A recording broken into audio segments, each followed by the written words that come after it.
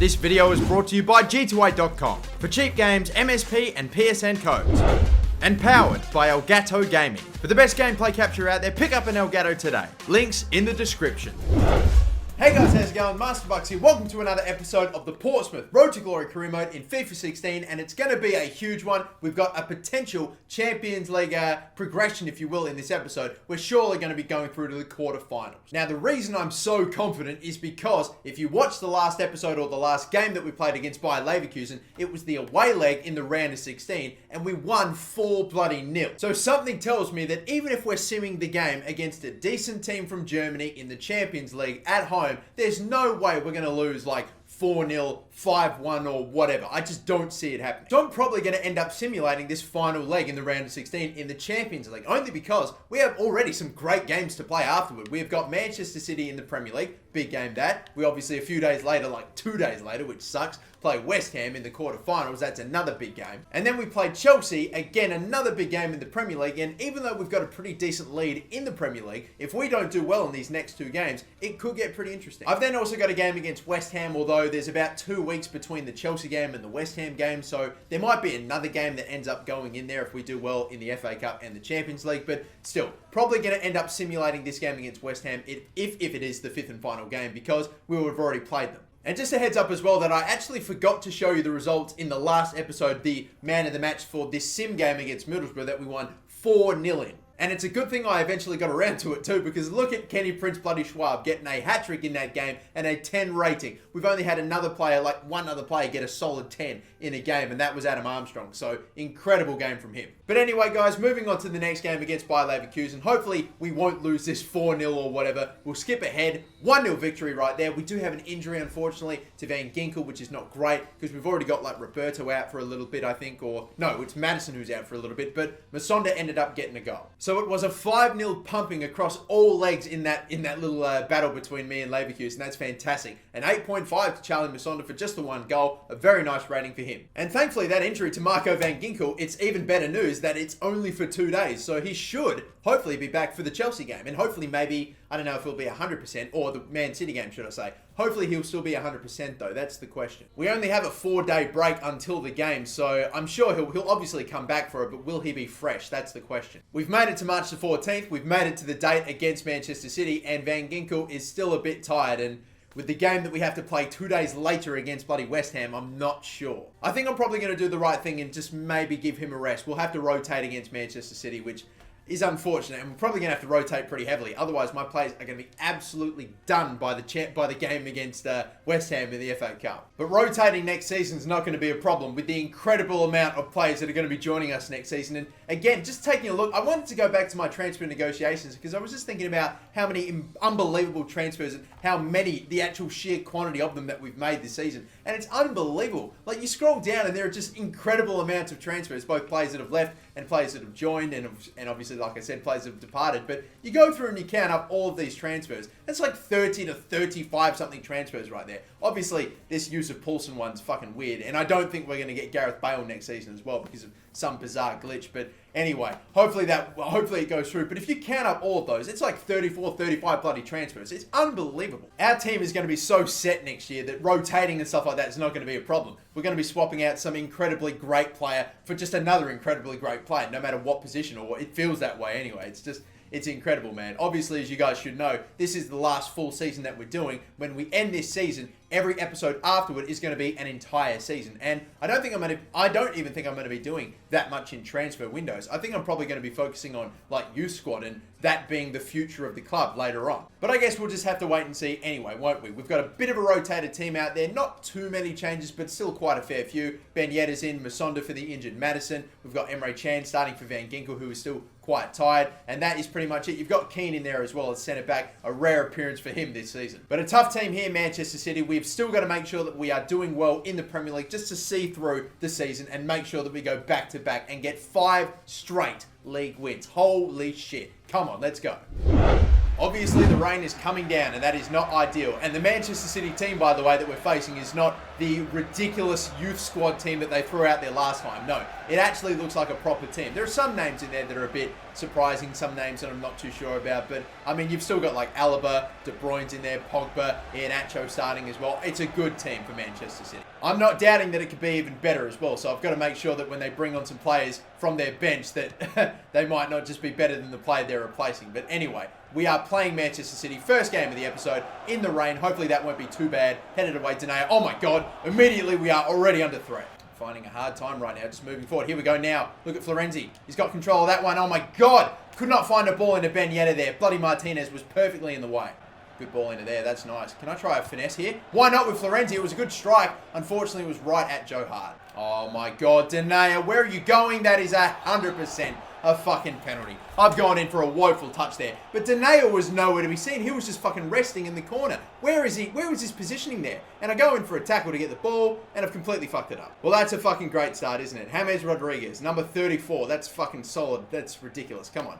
Right. Save. Oh, no, not even saved. It hits the crossbar. Very lucky that time. Get away. And up the middle. Look at this. That's not a bad ball. And over the top. Get some distance on it. That is a very nice move. This. Ben Yedder. It's saved. Joe Hart. Fake shot. Can't get by tackled, and we'll have to take the corner.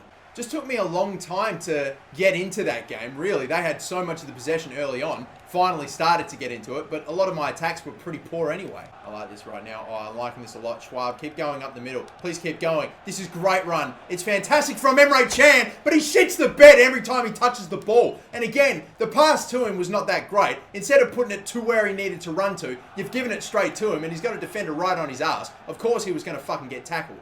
Sonda Jr. Ball squeezed into there nicely.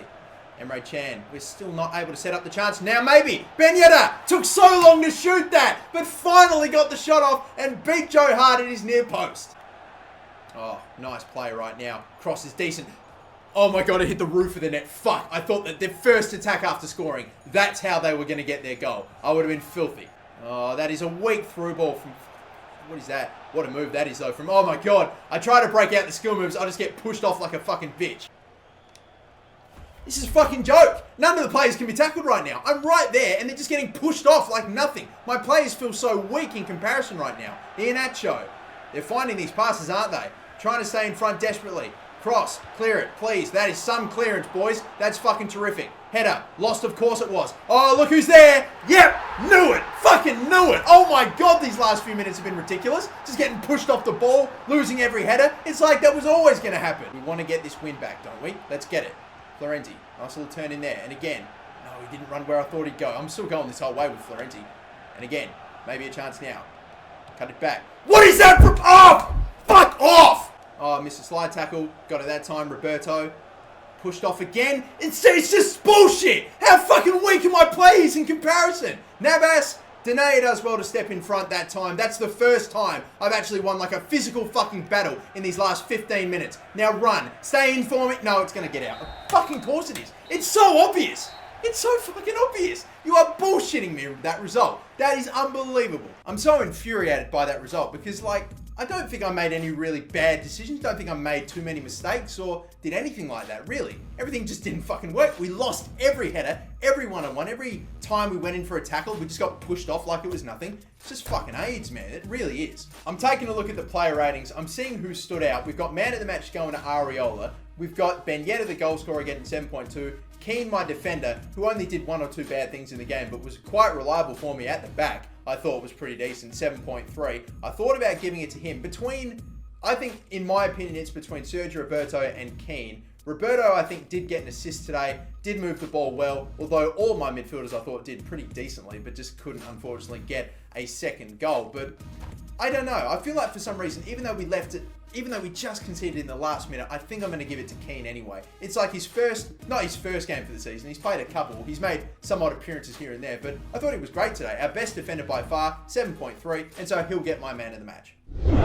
And as we move on from that result, I think I can sort of kind of stomach and understand my players being so fucking tired and weak compared to the Manchester City players, considering the amount of fucking games that we've had to play recently with the FA Cup, Champions League, a whole bunch of clogged up Premier League fixtures. It's bullshit with how stupidly uneven and poor and really poorly spread out the games are in career mode later on in the season. I can kind of see it. And if Manchester City haven't played a game for like, I don't know, a week or so, then they're going to be really well rested. So I don't know. And again, exactly what I'm talking about. We press the advance button, we get one day worth of a break, and then we're straight into another match. And with the sheer amount of players that are absolutely stuffed, the team looks very different. Moyika, Ulare, and Ryan Kent, they are my front three. That's a very rotated front three. Armstrong's going to play at centre attack and midfield. Sanson's going to get a start, first time in ages. Van Ginkel is going to be back in because obviously he was injured, didn't want to play him, so he didn't actually play in the last game, so he's nice and well rested. Kamara at left back, Dene is tired, Brill back. You've got Pereira there as well, and Albornoz starting, of course, since it's a cup game. We get him to play all the cup games in goal, but it's a rotated team, that's for certain. Still some good players in there. Is it enough to beat West Ham? And a West Ham team that I fucking despise playing against. Not necessarily a bogey team or anything, but they have a 5 at the back formation that is fucking awful to play against. It is so fucking terrible. They are just parking the bus fucking all the time. It's so bad. It's going to be critical for me to somehow score really early if possible and just sort of hold on maybe later on in the game when they start going forward and start trying to get a goal themselves, which trust me will be rare. We have to make sure we're in front for them to even bother going for a goal. Then we get them on a counter and try to score and just wrap up the game because there's a certain way that you beat this West Ham team, and it's not pretty. I'm apologising in advance, but here we go.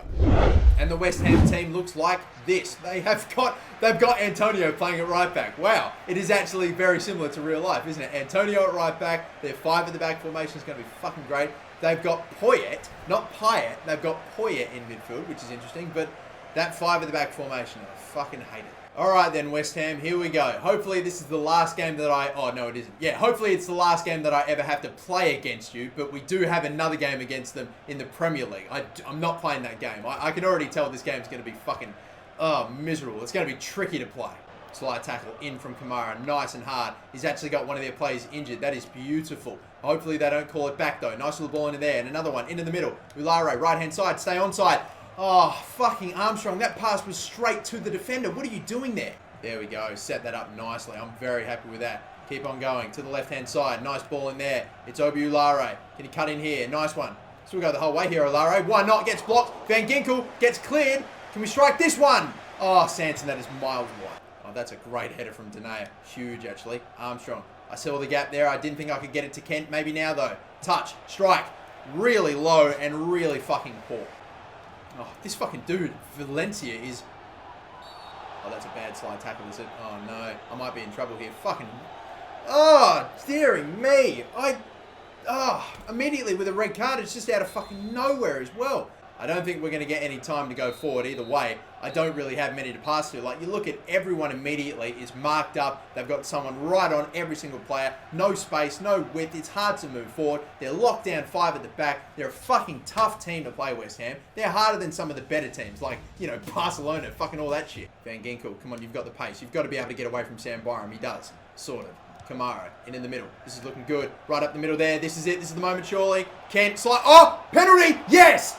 Just missed the ball there. If that was not, I'll actually take the penalty, I think, in that situation. And the red card. Now they're down to 10 men as well. We do not have a lot of great penalty takers out there, but I will get Adam Armstrong to hopefully just bury this in the top left-hand corner. Keeper's gone the right way, but it's okay. We'll still score. 1-0, you beauty. All right, then. We can finally go off ultra-attacking because, goddamn it, you need the options when you're going forward against a 5 at the back. And now that they've got to play it down as well, it's going to get very interesting. Move it from side to side.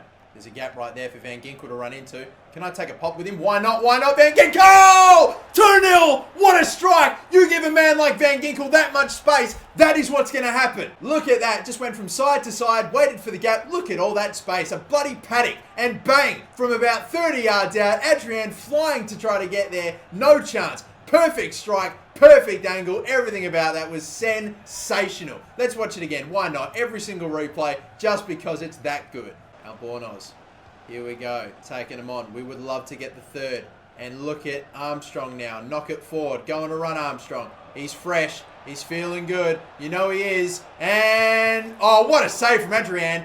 And Moyika has absolutely coughed up a sitter. Fuck me. And the touch is shit. What is Moyika doing? Why are you even on the field? Why am I paying you money to be a footballer? And again, Sanson with another tackle. And it stays in. I'd love to get Sanson a goal. He's been great. Or maybe even an assist. Maybe an assist. Maybe an assist. Oh, he's missed as well. Fucking Sanson. I cannot reward his hard work right now. Armstrong, what's going on? Only a few minutes left to go. Byram's back. Their keeper's up forward for the corner, and it won't matter. They are done. Out of this competition, not going to Wembley, but we, on the other hand, we're getting out, we're getting it all sorted. This is beautiful. Finally, we're actually able to put together a decent performance against West Ham. We've actually been able to keep a clean sheet against West Ham. I think that's a first. I always recall them getting at least a goal against me, and we've played pretty decently as well. Been able to score not just one, but 2 times against a 5-at-the-back formation, and again, they did lose a player through to a red card, so maybe not technically, but oh man, what a game. That was eventful. Player ratings now. We've got man of the match going to Nicholas Albornoz for an 8.9, and it was a very good game today. He had a lot of saves to make, not necessarily anything ridiculous though, and a lot of those saves were balls that were whipped in from crosses and stuff. So again, it's one of those typical goalkeeping performances in FIFA 16 where they might not necessarily be bombarded with chances from the other team and shots on goal, but they still rack up the number of saves and thus get a very high rating. I thought Albornoz was great today. Didn't have to pull off too many incredible saves to rescue us a win or anything. So I think for that, it's just going to unfortunately he's just going to miss out, unfortunately, but it's going to go to a very deserving winner here in Marco van Ginkel. What a huge performance today. 85 rated, the highest rated player on the pitch by far. You've got Florenzi as well, though, and I forgot about him. Yeah, but Van Ginkel was absolutely shining in that midfield and in that attack, obviously, considering the lower ratings of all the other players. But Van Ginkel stood out beautifully, had so much of the ball, set up so much, scored a cracking goal. Marco van Ginkel with an 8, absolutely no question. And so, looking at the rest of the results then, we've got Tottenham beating Manchester City, so they're going through to the semi-finals, could face them. We've got Swansea going through, and either Norwich or Southampton, which is interesting. If Southampton was the team that we faced in the semis to go through to the final, that'd be huge. If we were to face them in the final, that'd be even bigger, but man, well, I guess we'll just have to wait and see. I don't know. For all I know, it could be Norwich or Southampton. And now we get, unbelievably, a whole week, or pretty much 5 days until our next game. Surely, my starting 11 should be nice and well rested. Not 100% exactly, but should be like 90%. Everyone should be at least 90% fit to go. I think surely we can play our best team against Chelsea, or at least everyone that can play, that's not suspended or injured. Because I tell you what, with only 8 or so games left to go in the season, if we can get a win here, and let's say certain things happen between United, between Liverpool and Spurs, if they don't do too well, then we're really setting ourselves pretty well for the final couple of games. I mean, it's definitely possible that United, Liverpool, Spurs, they can all catch us. Of course they can. Even City, they're right up there. Arsenal, who knows? But it's definitely possible, although getting pretty unlikely if we can continue to get points. All we've got to do is make sure that we're getting the 3 points, we're winning games, we're playing well, we're not conceding equalisers in like the 87th, 88th minute. And yeah, with a fully fit team, or with a mostly fit team, shall we say, we should be fine. However, we are missing a few players. Like, we've got Jack Brill and Keane starting at centre-back. We are missing Denayer and, of course, Brooks through injury, which is not good. Denayer was suspended in the last game.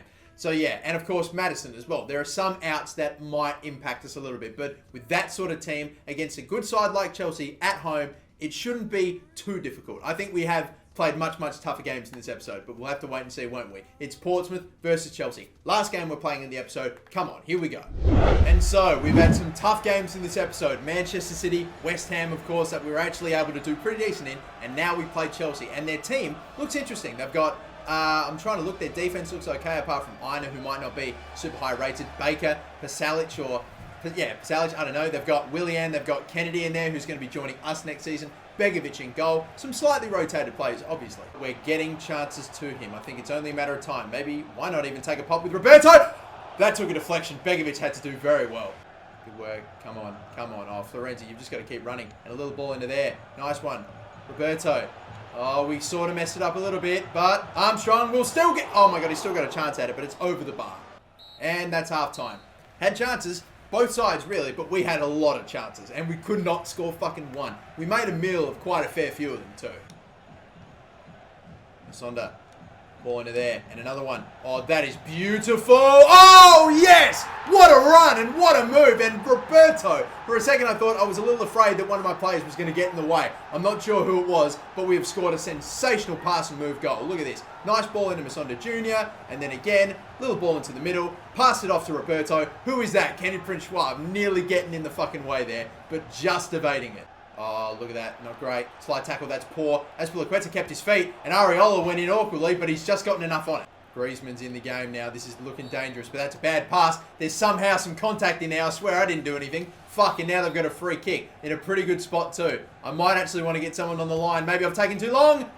Oh, wow. Well, isn't that what I get? Isn't that what I fucking get, eh? See, now, if I had got someone on the line earlier, if the fucking game switched to the player that I was trying to get to way sooner, then I would have had someone in the... Oh, for fuck's sake. I would have had someone in the area that I wanted to get them to, and Van Ginkel wouldn't have actually touched that ball because it was right down the middle. But, of course, that's what's fucking happened, and I don't look fucking... Oh, god damn it. I don't know. Let's just get it back, please. Misonda. Oh, he's hit the crossbar. Of course he has. Oh my god, he's in. Don't tell me. Griezmann. Oh, they've scored 2 just like that. Jack Brill takes a touch right into Griezmann, who just strolls on through and scores just immediately. They have taken the lead in less than 5 minutes. It's fucking shit. Just like that. Unbelievable. How has this fucking happened? It just... Is this like karma? Is this like what I get for trying to get someone to run onto the line? Not only do I concede like that, I get Griezmann to score against me as well. And he's just running around my whole fucking defense. And again, left-hand side, look at this. Come on, surely we have to get the equalizer here. He's not very fast, Van Ginkel, but bang. Save from Begovic. That was a good one. Schwab, please keep it in. Cross. Not a bad one, that. Oh, Begovic again. The amount that's fucking going for Chelsea right now is mental. Their goalkeeper's on fire. This is all because I just wanted to put someone on the fucking line. This is absolute ridiculous punishment that I'm getting right now. Areola, can we get your head onto it? No. Cleared away from Pasalic. Look, I'm all for, and I completely understand karma, but fuck, this is a bit overkill. Seriously, I'm getting absolutely fisted just for putting someone on the line. It's incredible. Roberto, I turn in, I can't get past Pasalic. He's been a fucking monster in this game. He's been like Matic, but on drugs. And they're going to go for number 3. They're going to go for the kill, aren't they? I think they might. They might just. Instead, they're just running away from me. I missed that tackle. I'm desperately trying to get somebody in front. Jack Brill, header away. They'll still keep it, though. Pedro, I don't think we're going to get enough time. We're not going to do it, are we? Knock it forward. We've got to run. We've got to be quick. We're not going to get the time. Oh, my God. Really? I get that. This is what happens because I put someone or I try to get someone on the line. That is fucking just an overkill. That is an overload of karma. That is fucking ridiculous. All the events that followed after that. We were bossing the game, dominating, we score, doing really well. I put one person on the line and everything that happens after that is just fuckery. Holy shit. Alright guys, if you get anything out of this game, don't put a player on the line. Just don't do it. Just let them score free kicks on you. Just let them, okay? It's better than fucking that. It's unbelievable because... Oh, I think they know now. I think they know when you try to put someone on the line and they're like, this motherfucker, and now we'll just put it on you. So yeah, man of the match today, despite my goalkeeper conceding 2, I hardly think it's his fault, really. So, I don't know, and everything else he did today was great. I had a few players in the midfield that had good performances, but Areola really shined today. And I think, yeah, 9.1 and a man of the match seems fair, so I'll agree with FIFA this time. But fuck me, man. I mean, I don't think I'm ever going to put someone on the line ever again. I don't care. I just don't think I can care. With the amount that I got fisted after just trying to get someone on the line, it's painful watching that. Unbelievable. And as we look at the rest of the results, you've got Arsenal beating Tottenham, so they take 3 points. One of the big clubs, Manchester United as well, trying to find Liverpool. They actually were playing Manchester United, so that's pretty fortunate. But now, look at this.